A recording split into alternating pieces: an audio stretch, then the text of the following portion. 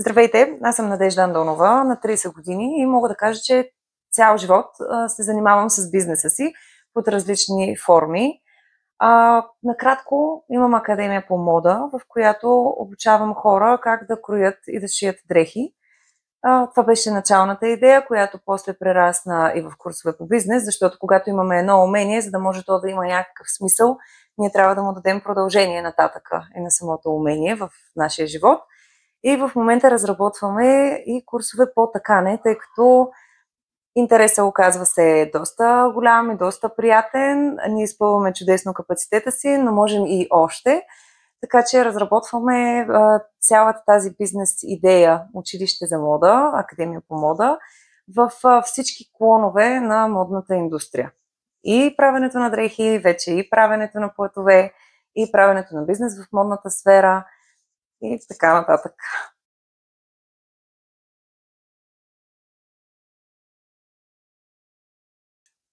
Много е важно младите хора да знаят, че когато правим каквато и да е форма на бизнес, целта трябва да бъде някак по-голяма от просто да изкараме едни пари. Обичам да казвам на всичките ми ученици, ако искате да изкарвате пари, хванете си работа и не поемайте никакви отговорности.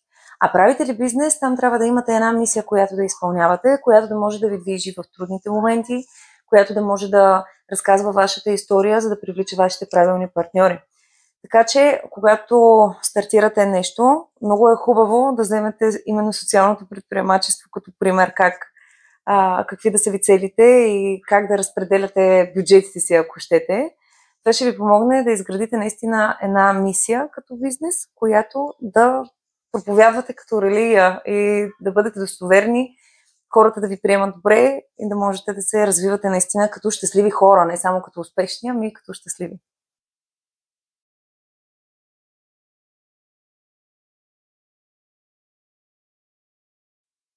Много интересен подход към намиране на точната ни таргет група и нейното анализиране е да не спираме да говорим за това, което правим. Трябва да се гордеем с това, което правим и наистина това трябва да бъде основна тема в нашия живот. Това трябва да ни е движеща сила, както вече казах. И съответно не спирайте да говорите за това, което правите. Говорете го на абсолютно всеки. Нямате представа откъде ще ви дойде най-добрата обратна връзка. Хората, които ви харесват, те ще слушат с интерес, те ще задават въпроси, въпросите ще бъдат координирани, ще бъдат насочени супер. Това обаче не е достатъчно според мен. Според мен трябва да говорите и на хора, които не харесват вас като личност и не харесват вашата дейност.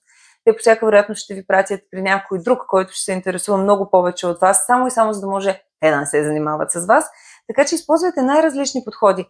И един съвет, за да можете да говорите добре с хора, за да може добре да достигате до правилната информация, научете се първо да говорите със себе си. Отидете вкъщи, вижте там едно огледало, застанете пред него, почнете да задавате тези въпроси, които искате да зададете на аудиторията си и почнете сами да си отговаряте от името на аудиторията си, поставите се в обувките на всеки.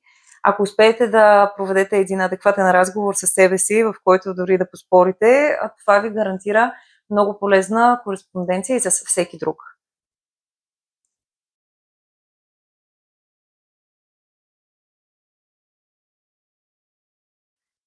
Частта с парите и с финансирането определено е нещо, което като цяло, ако бизнесът не се занимава с финанси, е дефокус от самия бизнес.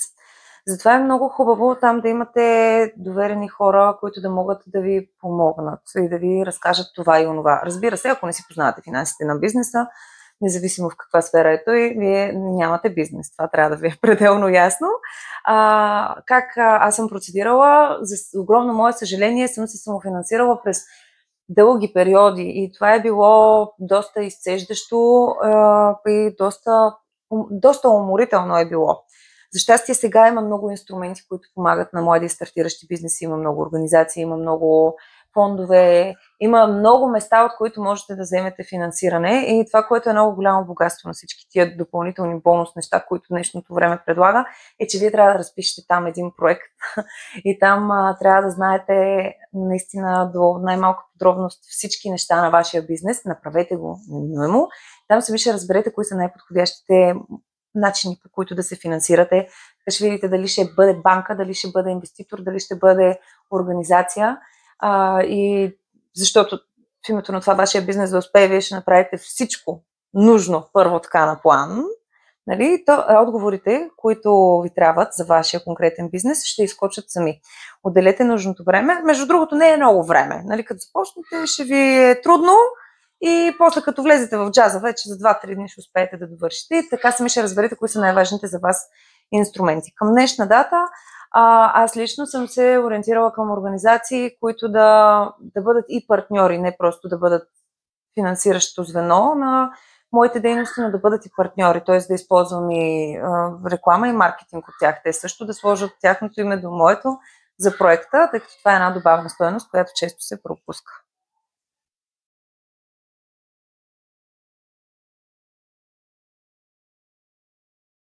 Историята на една дейност, на един бизнес се разказва през нейния клиент и през нейния продукт.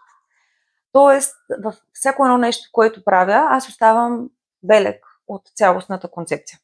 Не пропускам да разкажа на всеки мой клиент от какво става част, да го накарам да се почувства специален. Той вече е клиент на не просто бизнес, той не си просто купува нещо. Той купува нещо, което има мисия. И всъщност така си намирам извинения да си го приказвам още малко повече с хората, да получи тяхната обратна връзка и така нататък. И наистина успявам да ги докосна. Така разбирам дали този клиент ще се върне още на първа покупка, което е също много важно. Водя си статистика за абсолютно всеки един човек, също много важно. И всъщност тези хора, те неминуемо стават посланици на моя бизнес. Тоест, пак говорете, но и обръщайте много специално внимание на продукта си. А вие трябва да има какво да оставите след като човека е купил нещо от вас, дали ще бъде продукт или услуга, няма значение. На него трябва да му остане и усещане, и желание да сподели на някой друг.